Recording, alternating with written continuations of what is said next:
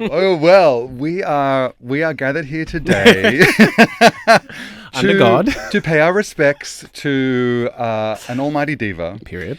a multi-hyphenate, songstress, actress, producer, director, artist, designer. Lest we forget the House of Darion. Oh my God.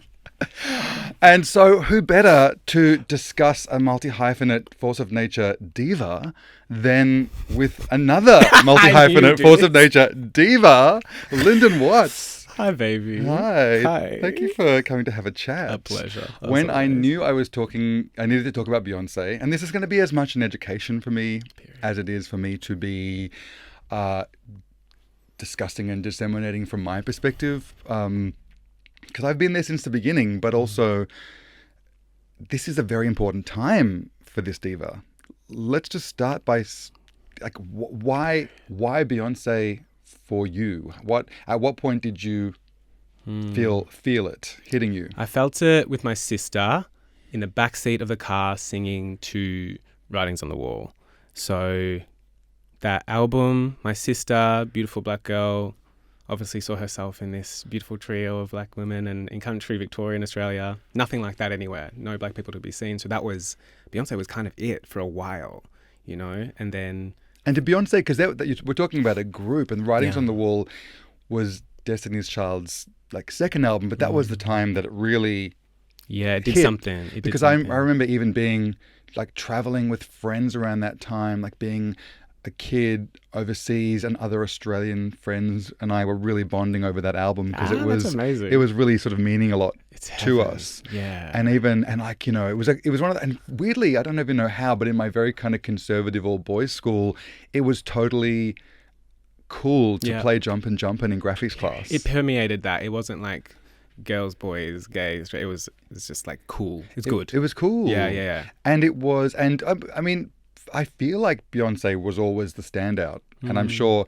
that was Matthew Knoll's intention from the jump. I don't think that was an accident at all. Yeah, it's like that special sauce that impacted our kind of I don't know, we were looking for that obviously, and the music just it's really accessible, super accessible, right?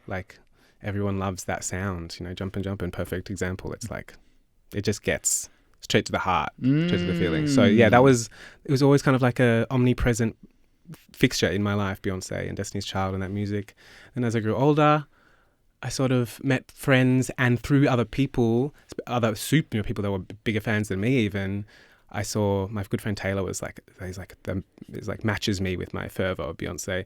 And so much of my love for Beyonce was through my friends' eyes, and the things that they loved about her, and so many things about Beyonce I love now was from communicating and connecting with my friends about her, and be that's something I would never have taken in or seen or knew about. Or that's so true, because when we feel a connection to these deity divas, it's actually as much about our own personal connection and the strength that we gather as it is about the sense of community that's built around the love. 100%. And I know that even when a new Madonna thing is not even released but teased, I'll start talking to friends about, I'll have certain people who we might not even have a friendship, but I know to go to them. Yeah.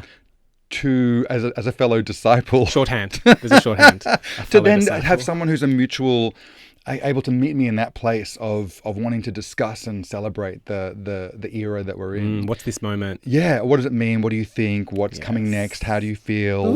You know, I wasn't, exaggerating when I talk about my multi-hyphenate. You know, you are an actor, you are a singer, you're a musical theatre artist, you have a design label, Soca Boy. You've been in Hamilton, you're now about to be in Candide. You're someone who really embodies their heritage in how they show up in their work.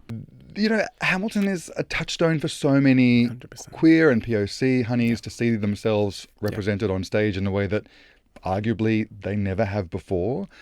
Tell me a little bit about this celebration of this particular diva in relation to your artistic journey. Yeah, I played Aaron Burr in Hamilton. That was 2 or 3 years ago now. Did it for 3 years, coming out of lockdowns and stuff. So it was pretty hectic time of my life. Life changing is underselling it. It was so revolutionary for so many people layers, communities, personally, interpersonally. It was just absolutely, it was insane. And it's helped me step into my power more than anything else in any other opportunity, because the calling for the role is huge. Like, there's no half stepping it. There's no second guessing yourself. You have to really body that shit. And I mean, that's an energy that Beyonce obviously kind of has marketed and packaged to a fucking, like, it's down to an art in her oeuvre. But like, for me personally, it was kind of like, it was a challenge. Like, it was everything I had been asking for. I'd been asking to use all of me. This is a role that kind of, you know, is for Black people, for people of color. A lot of the roles are very limiting. They're very, okay, well, we're going to use this part of you. It's going to be, you're the cleaner. You're this, you're that. It's not, very often we get the opportunity to use the full breadth of ourselves, let alone push ourselves further to grow and expand into something and discover more. And the role and the creative process asked me to go so much further than I ever had thought I could. And when I finished it, I was like fat and juicy. I was like, whoa, I can do anything. I can do anything. And so from then on, it's sort of been bringing the dreams to the forefront and being like, well, you know, if you get to be on the cover of Vogue, anything can happen. This is a simulation. Like, anything can happen. Anything. So like, dream big. You know, dream big. So speaking of eras, I feel like it's such an exciting time to be a Beyonce fan, because you're seeing this person that you've had a relationship with for 15 years or more. You know, 2003 was Crazy in Love when, you know, Beyonce as solo entity came into the pop sphere.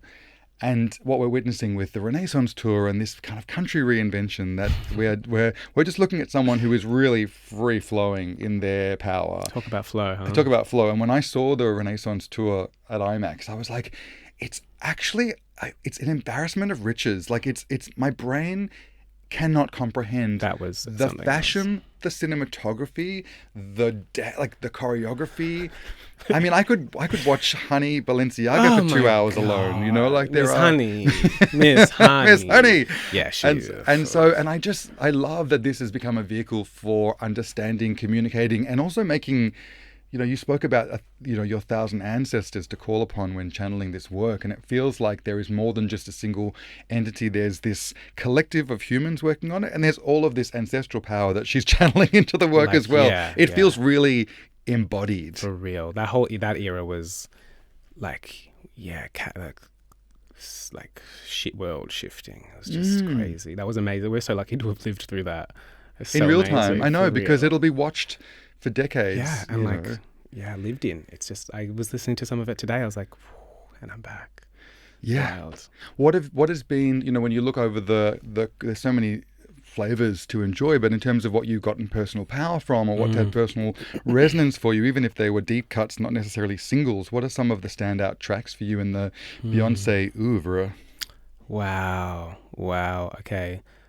The gift which she did as like a visual spiritual companion to the Lion King film came out like during lockdown that moment. And like that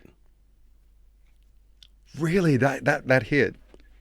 I'm so glad, because also you would have been primed. Were you in Hamilton mode at that time? I was auditioning for it. Okay. Literally in the middle of auditioning. Because it felt like that having been observing the Hamilton monolith overseas as it was making its way to Australasia, and then seeing these Black excellence stories coming into the Black Lives lexicon. Matter Black Lives Matter. It's right there. And even just the term Black excellence, I love that it just emerged as being this thing that's put a frame around things that we were engaging with for decades and centuries without even realizing. But here was a way of celebrating it and giving it its acknowledgement. I guess that's what Beyonce does impeccably. Like Madonna, like Janet, it's like they have lived their lives, as Beyonce is a Black woman, surrounded by queer people, and it's tricky because the criticism that comes with like commodifying movements or using movements to make a song or whatever, it's like it's hard because it's like, ooh, what are their intentions? And it's sort of like, it doesn't really matter what was the impact, what was the, what is the juice? You can tell if it's lived in and it's meaningful, And yeah, Beyonce has always been an advocate for like women, for black women, for education. For education. Homecoming for at health. Coachella was actually one of the first times she really stepped into this notion of using the I love how a theme can be carried out through any sort of performance or space. Yes. And the idea of this homecoming taking a Coachella performance, which could really have been a best of, you could just like churn out all vibe. the hits, or even just do whatever was fashionable at the time. But, black universities as a motif that then gets carried through to the music, the instrumentation, the physicalization, the presentation, the choreography, and this celebration of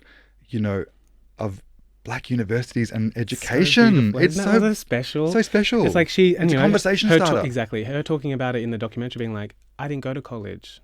I was performing. I was traveling. I was working. It's like each of these moments she's doing is like a card. It's like, I haven't connected with this, or I haven't shared this with people. My Uncle Johnny, the fact that I was born in the country and I'm a black woman and I'm a hick, but I have been denied access to a community and to a sound that my people created. What's that? Let's talk about that. It's like all these things, like those are interesting conversation starters and like moments of culture. That's an amazing offering. Renaissance. My Uncle Johnny. Like that's an amazing movement to offer your fans. Make your money from, sure, but like make an offer. That's an offering. But and it's also, it is a way of saying I'm not just wearing this as drag, but I have a lived experience of this thing. That's an interesting like thing, right? Because a lot of people have opinions about this, like that thing. What is the costume? The cowboy hat, like work, like high gay, work slay, mama, then country girl, and then going into whatever era is next. Is like, who gets to say who has access to a genre of music, a style, a sound, da-da-da-da-da, you know what I mean? And also, I think part of the conversation piece is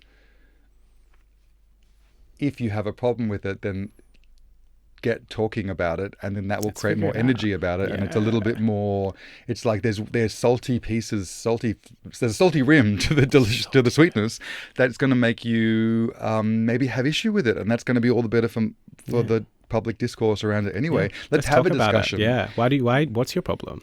We all have had access to culture and ideas through our Uncle Johnnies, through that auntie or that uncle, or that best friend's big sister, who gave us our very first taste of a life that we truly wanted. Yes. Like, it reminds me of that beautiful saying from the Almodovar film where the trans actor in All About My Mother is saying, you might think that I'm inauthentic because I'm not real, but I believe that you are only truly authentic the more you are what you always dreamed you could be. And this notion of authenticity as not being one of, again, not something that you're born with. You might not have been lucky enough to live. No, that's not how the cosmos works. Live in Harlem in the 80s to do the ballroom scene. Yeah, period. But you could have been dreaming of it through the representation of how it came to you through culture or through a family member or through a hero. Yes. And if that resonates with you, I feel like it's not, you can't be denied. No, birthright. And if you want to be living your fantasy, then who's to stop you from embodying that? Yeah. That's exactly it. And it's like the community. It's like interpersonally is where you'll find push and pull, but it's always like there's always people that are connecting with it the same way that you're connecting with it within different spaces. When I would have felt like watching the Renaissance era roll out, especially the part one, it feeling so well conceived, so multi-layered, had so many evolutions, even though we never got the visual album. But still waiting. I'm happy to when she's ready, when that Virgo perfection is achieved. And it feels like how it would have felt to maybe be living through Blonde Ambition / the In Bed with Madonna empirical period where she could do no wrong and she had the world at her feet. And this feels like another empirical era, for this era's this generation's megastar. Yep. How are you feeling as you were watching it unfold? Because it just got better and better and better. Crazy, bigger and bigger. And bigger. It's so crazy. this three era that we're in the middle of. And we're doing country. Like, and what do you feel about country in relation to ballroom as a flavor? Are you as interested or is it hitting you in the same way? No, I mean, like, no, it's not hitting the same way, but like in the same way that Lemonade didn't hit the same way as Renaissance, but I still am just deeply moved to this day by both things. It's so fascinating. It's so interesting. Cowboy Carter, the impetus, the inspiration being like the Country Music Awards kind of shunning that happened that kind of inspired the album in a big way. I've heard it to reconnect with. Like, there's something about that I resent of, like, white people being the audacity of a community of white musicians to begrudge a black artist because she's black, not because of any other reason. She's black. She's country as fuck, but because she doesn't look like Carrie Underwood, it was like a struggle, and like I resent that so deeply, obviously. But again, like the thing that she did, which was like, okay, well then I'm going to go dig into why do these people think they own the banjo sound when it's from Africa? Why do these white people think that house music was made by white people when that's an African drum beat? Like, her people, like, it's the connecting to ancestral roots and connection is something that I really relate to with Beyonce, especially with the art. It's like, okay, so how can I find what is my way in to house music, to the queer culture? I may not be a queer woman, but she's been surrounded by gays her entire life. How do I honor that? I remember we spoke years ago about, like, Madonna being a queer advocate from the jump, Beyonce's journey being more ambiguous. I think that's so fascinating, like, because so much of it is marketing and commercialism and political nonsense. And so the moment for Renaissance, like, I desperately needed that. Like, whoa. Being in lockdowns, being 2 years of my life, my youth kind of atrophied. I needed that release that it came. I was during the middle of Hamilton when Break My Soul came out. That was like a revolution of the spirit. Cowboy Carter hits in it's less of a, whoa, it's impacting me, but I feel like I am really like, wow, this means so much to culture, to her, to roots, to ancestry. Its significance is like not lost on me. There are so many, like, there's a big chunk towards the end of the album, like from Daughter to like there's 6 songs that I'm like, whoa, it's like non-stop. This is like my shit.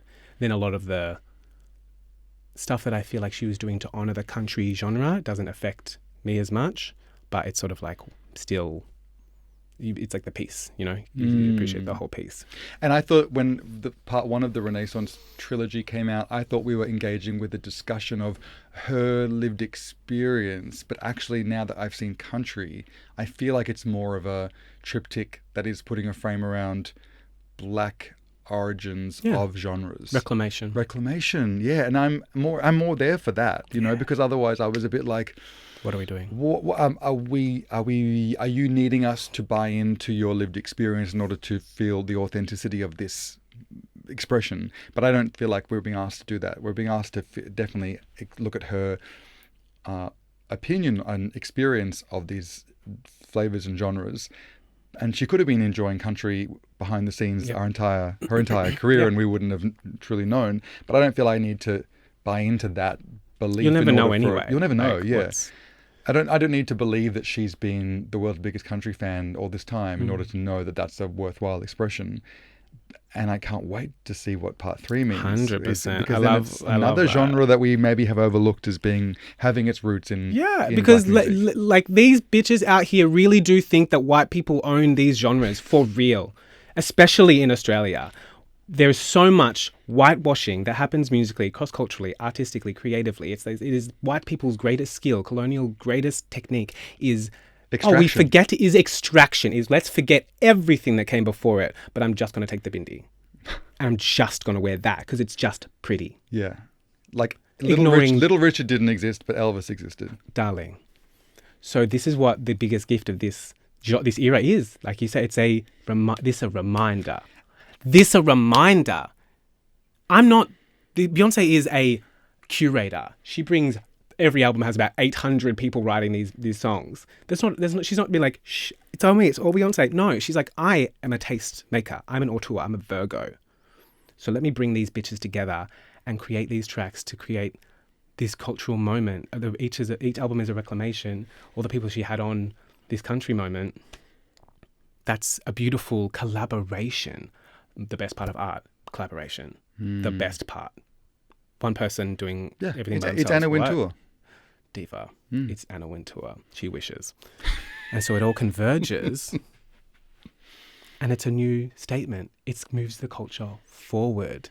That's Madonna. That's Beyonce. That's Gaga. We're moving the culture forward. As your friend who's known you for a few years and observed even just talk about the berry being full of juice, you know, I have just, like, to me, as someone who's observing my friend move through life, you do feel really full. And you do seem in flow in your life. Where's your masterclass? gimme. You know, but even just in terms of, like, we all wish that we could be embodying that and tapping into flow in our lives. In life, not right? Because we're greedy and we want to have, but we actually want to give. No, it's exactly that. You want to be tapping your, you know, I'm all about, you know, my entire sort of philosophy with self-centered is about, you know, if you're connecting to intention, you are always going to be tapping into your true north. It's, you know, you can't go wrong. That's exactly it. It's alignment. Exactly it. Yeah. How, I mean, are you someone who has found themselves in flow by being given an external opportunity through Hamilton and then kept the wheels turning by going, yes, I think I need to do more of this? Or was it a conscious decision to align your mindset in order to continue on a path that was feeling aligned for you? It's taken my whole life. Like it's taken my whole life. It's like I had to pull myself out of a lot of old lessons that I taught myself, a lot of really crippling stuff that the world had forced on me, a lot of stuff that I've really had to let go. And once I did a lot of my let go work, I could see clearly and I was free, and then I could sort of start to build up myself again and sort of remember who I actually am. And once I found some alignment and my spine was upright and my shoulders were back and my head was up and I had a sense of self after a long time of that self-work,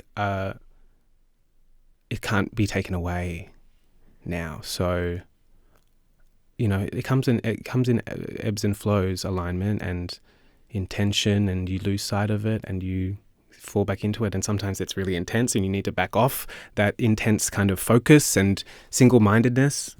Certain roles, certain shows or tasks in life require like that single-minded, like, no, I'm that bitch and it's today, I'm doing it, which is very that Beyonce energy, right? Of like, I'm that girl, run the world. It's like that, it's that, which is powerful, and it's definitely something that I got from Beyonce, 100%. It's like, own your shit, back yourself, drive through, like, stand on your own 2 feet, that kind of thing.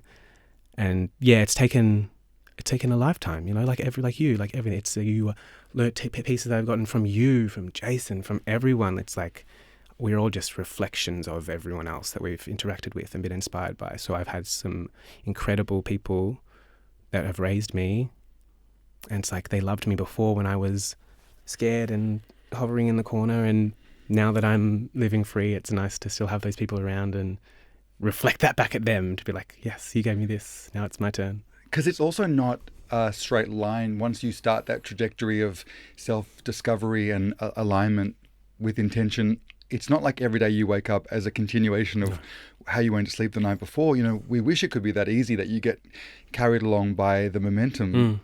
And sometimes you actually need a mantra or an icon or a diva every day in order to know, okay, I don't feel it now. You know, I always, actually, one of my favorite Beyonce stories was that Tina Knowles would never let a big crushing defeat be powerful to baby Beyonce for more than 3 days. She would allow her 3 days of mourning if she lost a big deal, or she didn't quite get the thing, or she didn't make it as far as she wanted to in a particular competition. And she said, but on the third day, Christ-like, you have to roll back the rock and emerge was literally the... Get off the cross, we need the wood. Yeah.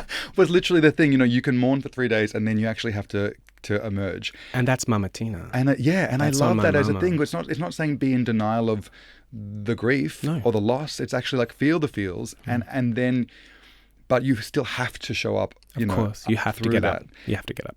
In when you need to bring it, because I'm needing to think of frameworks for myself all the time for when I'm even losing my idea of why I'm doing what I'm doing, and sometimes it's because I'm recovering from a weekend, and sometimes it's because I just wake up without it's just not there. a sense of with this, it's just not there, and you can kind of map like, why is it not there? Was I not doing enough? Was I doing too much? Was I over exercising? Was I not writing in my journal enough? Sometimes you just don't have the feeling of alignment, the flow when it's easy. How do you relate, and like do you have any approaches that, because sometimes if you've got to do a gig, you can't be like, sorry guys, I'm not really it. feeling it today. The vibes are off today. It's not really available. I mean, there's so many tools. There's so many spiritual bolstering tools that I have. I mean, ancestor worship is probably my biggest one. I think tapping into my ancestral power, my forefathers and mothers,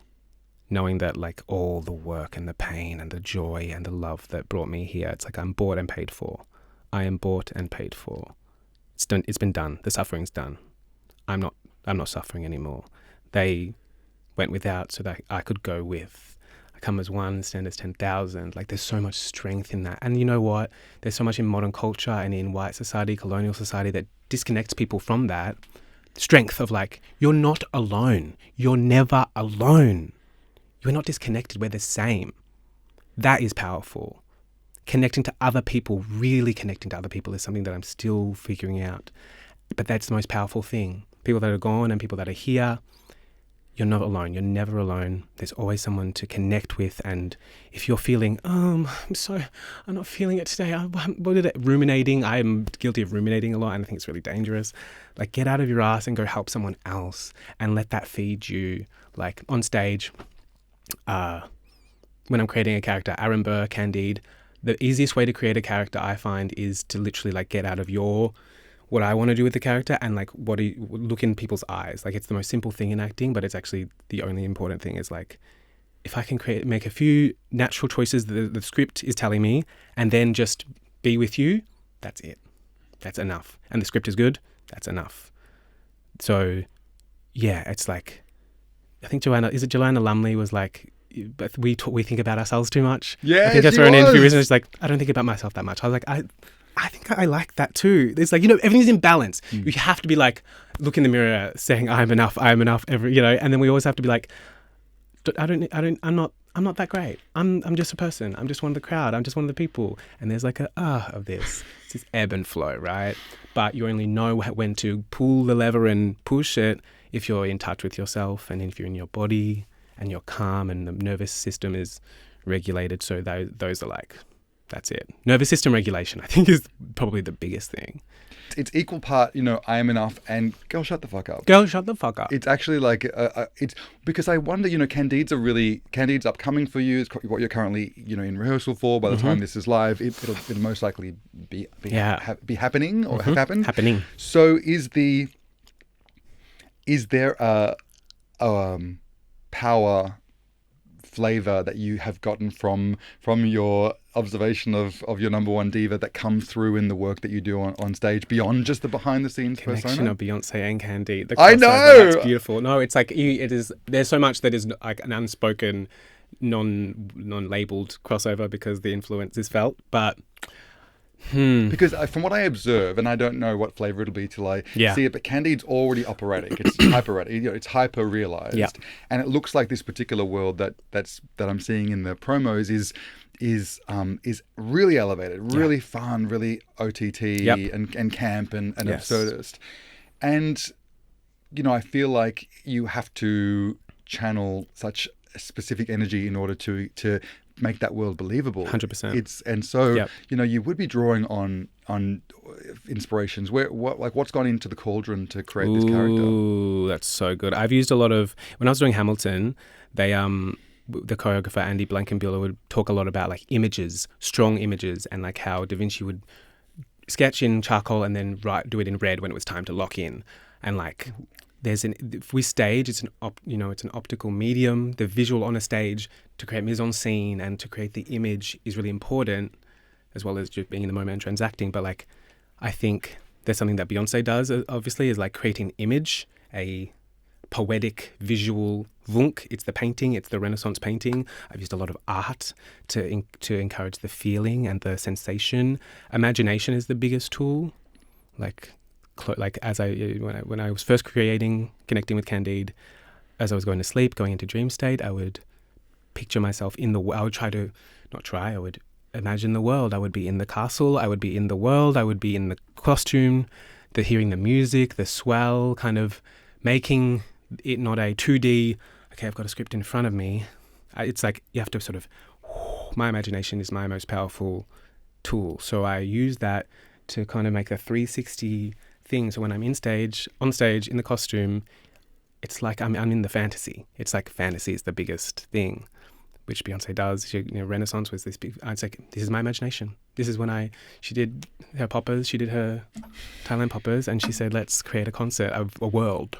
So with these each role, Hamilton, it's all about creating the world and bringing the audience into the world. And that it's a channeling. It's like, when the force field gets bigger and the audience is half an hour in, they get it. They're in the sphere of Candide, in the, they understand our language and the visual, physical.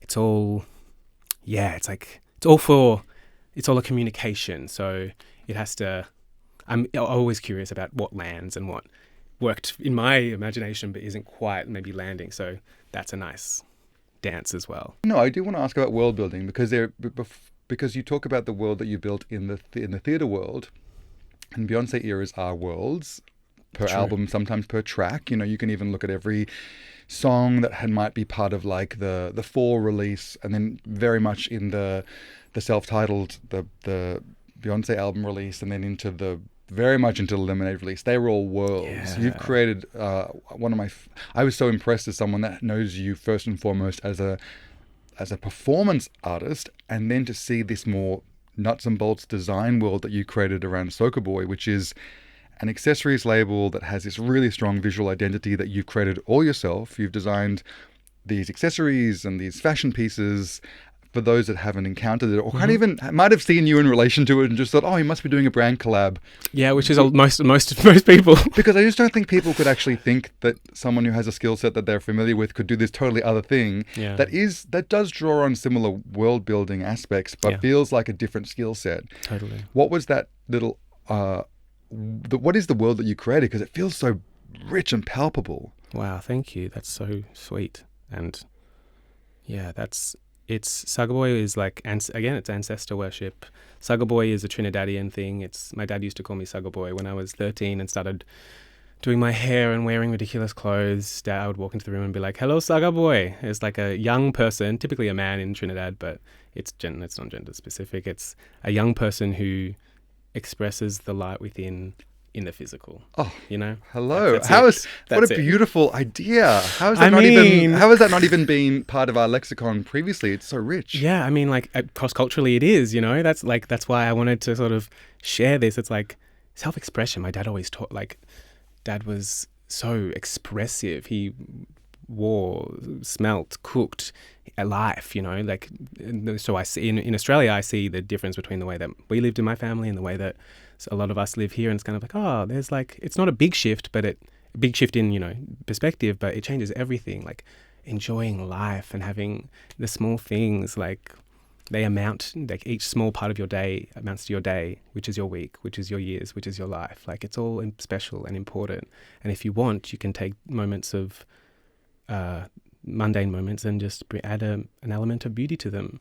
Do you know Rajiv Surendra? No. He's this amazing artist, actor. He was in Mean Girls. He played Salah want to stick in the door to make love to your woman on the bathroom floor. He's amazing. His YouTube is incredible. I will send it to you. You'll be obsessed. He is all about turning the plastic mop bucket into a vintage metal 1800s, but making it moments of beauty around your home that every time you look at the toilet holder, you're like, I love using this.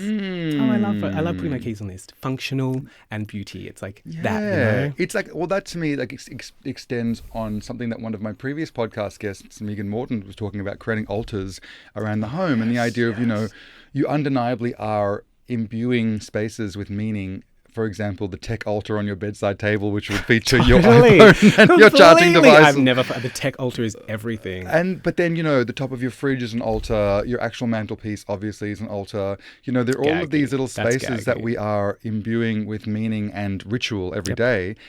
A little minor adjustment with how you are adorning and placing, even like the mirroring of a little candle set, incense holder. You know, I've got crystals all around my house, so placement of objects and them having significance and meaning to me based on nothing I've been taught, but just how things feel has imbued my space with meaning and energetic resonance for me. Your magic. And so it's actually the thing that I just also love, the reminder that you're doing these things already, so you may as well bring intention to triangulate the action and the mindset that you are bringing to those things that you otherwise might be less consciously engaging with. And that doing that like you take that into your day. Intention, little moments of intention, looking at people in the eye, you know, interactions interpersonally. It's like, and then it's a practice, like everything. It just builds somebodyness. Like you are somebody.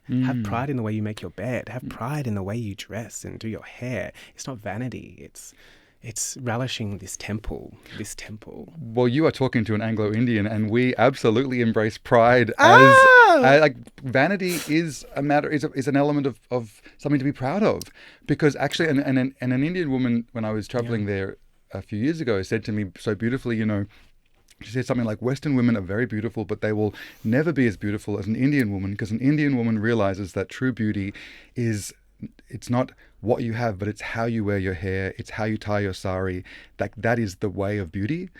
And beauty as a way, as opposed to being something that you are naturally imbued with, but something that is a verb. Or have, like, you don't just have it, like you embody it. Wow. You practice it. The spirit of beauty. Yeah, the beauty way. Grace, the beautiful way. And so I love that, because it's like, you know, you have hair, but how are you presenting your hair? You know, you're wearing clothes, but how are you tying your sari? We all the Beyonce, the way we paint ourselves, the way we do ourselves, the lyric in is Alien Superstar. Yes. It's like we all do these things in a specific way that makes them unique to us.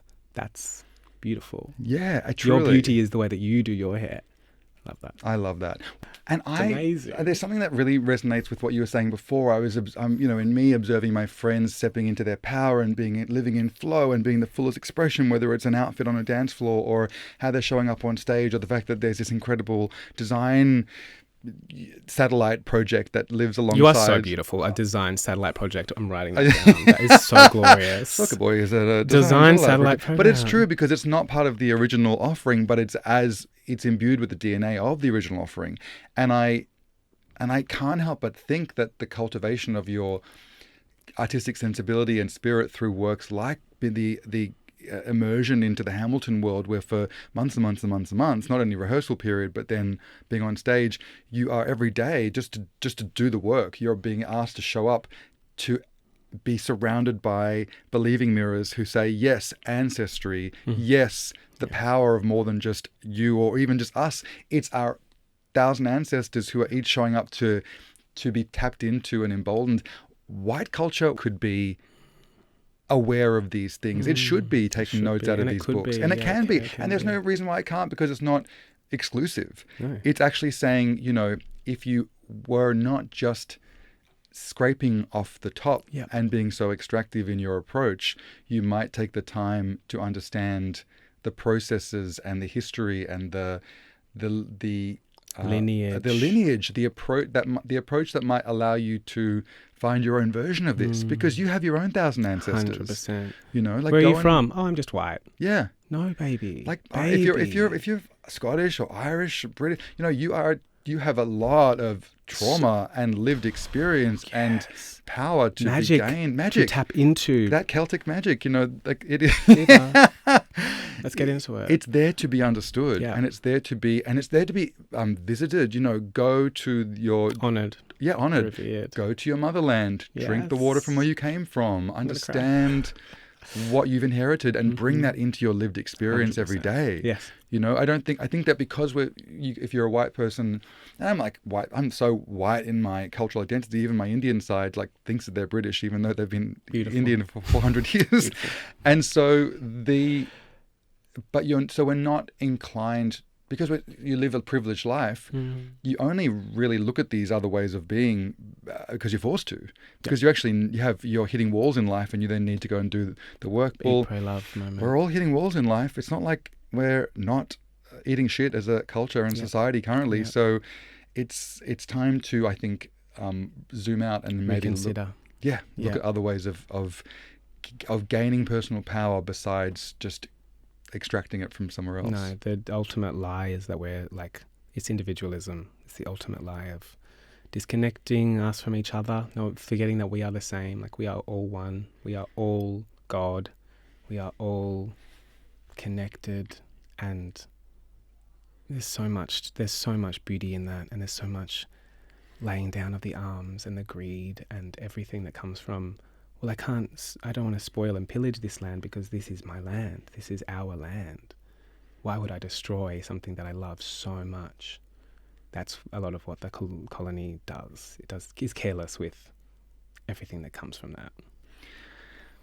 We have to wrap, sadly, very soon, and I just can do this all day. I know, but just because I just want to hear from your experience of your fandom. Are there any deep cuts that the average, because we can all go and find like a Spotify Beyonce best of, where can someone who wants to go beyond just the surface level of their Beyonce enthusiasm look for some deep cuts or like video work, tracks that might otherwise go unnoticed? That's sickening. I mean, I think The Gift is if you haven't seen it, The Gift is beautiful. It's a beautiful visual experience offering. It's really healing. I think Black people will find it a balm for their soul, and people who are not Black will find so much beauty in it and an appreciation of a representation, not all of, a mono African culture, but a representation and an offering, an insight into how Beyonce, connects to her Yoruba, Black, African heritage. Really special, sacred, beautiful work. Really empowering for me. Black is king. Black is king. And I feel like because even though that's a collection of different authors, because there are so many beautiful filmmakers have tapped in under Beyonce's kind of executive production and directorial, there's creative direction. She's stepping into the curator role again in order to tell a big story. It feels like a beautiful, it does feel very authentic in the way that you can really see her truth come through in the storytelling. It's beautiful, really special, especially for kids. Obviously, it's like a companion to The Lion King. If we all have a connection, a lot of us have a connection to The Lion King film, in this really bittersweet kind of beautiful poetic moment. So it's kind of just really healing for that as well. It's really nice. There's in the terms of the Beyonce overall journey, there's such authorship in the work that she does in the latter part of her career, and then there's a turning point when she fired Matthew Knowles as the sort of lead director of the business, the CEO of the corporation of Beyonce Inc. Yep. And then it became much more of an expression of her own storytelling. Fab? I know, so fab. It's fab. And I truly feel like that Lemonade storyline I don't know if I truly believe that it was all about Jay-Z. I think that the Jay-Z packaging of the storyline and the infidelity was almost a way to get a bit more buzz around something that was ultimately dealing with dad heartbreak. For sure. I feel like it's all of the above, Matthew. Right? And also sometimes you can have a life incident that just activates bigger storylines for you. That's a bit more blueprint based. Yes. And I think that the Matthew Knowles emancipation that was being explored autobiographically through Lemonade actually feels more real to me than a you cheated on me 100% feeling. Yeah, she did it again in Daughter, actually. It sounds like it's a song from, seeing Beyonce singing it about walking into a space and being like, being the shit out of this girl because she's sleeping with her husband, but it's meant to be, it's sort of like an allegory for her mother and Matthew Knowles. So it's kind of like, but that's what art is like, it's and it's boring if it's literal. It's too literal. I think you want to be able to feel the flavors in the. If you've had parallels of a story, why wouldn't you be like, oh no, let's take all the layers of this. It's like, oh, I'm repeating the cycles of my mother and my father and their mother. Like, why? That's what it is. It's an ancestral repetition that you're just like. It's the ancestors. Lyndon, we've got to go, but I love you so much. Thank you so much for talking to us. Thank you for having me, right. baby. Speak to you soon. I love you.